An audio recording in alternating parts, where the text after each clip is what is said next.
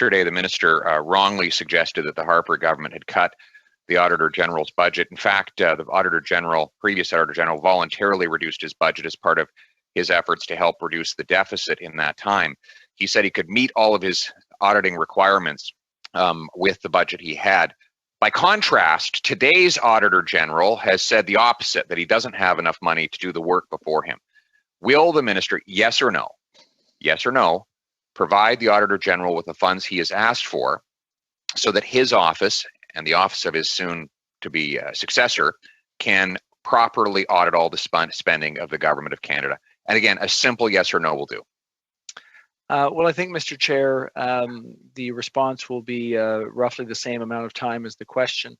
In fact, what I identified yesterday was the actual spending on the Auditor General in the last full fiscal year in which the previous Harper government was in office. Which just a yes or no. 85. The minister's got the floor, Pierre. Go ahead, Minister.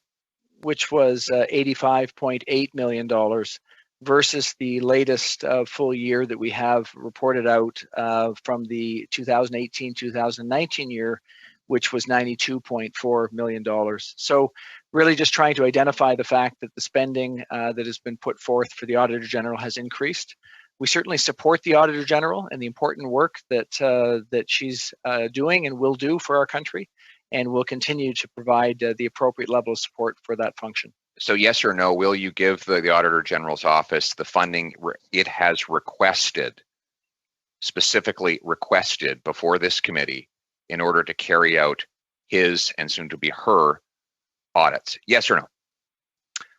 Well, again, Mr. Chair, the way the process works as it does for all things that we go through financially is we look at the requests and we look at the appropriate expenditures for each different function. We will continue to take that prudent approach, and as you can see, we have so no answer to that question. No answer to that question. Over to you, Mr. Poilievre. Thank you. I asked a very simple question. This is a government that's spending another $150 billion on top of its normal budget. We're probably going to have a $500 billion federal government this year.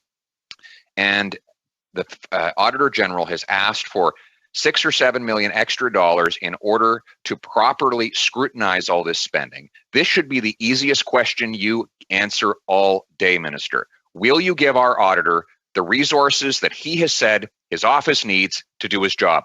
Yes or no? Over to you, Mr. Minister. Thank you, Mr. Chair.